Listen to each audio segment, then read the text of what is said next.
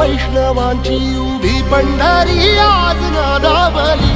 तुझे नाव ओठी तुझे रूप ध्यानी जीवाला तुझी आस गा लागली. जरी बाप साऱ्या जगाचा परी तू आम्हाले कराची विठू माऊली.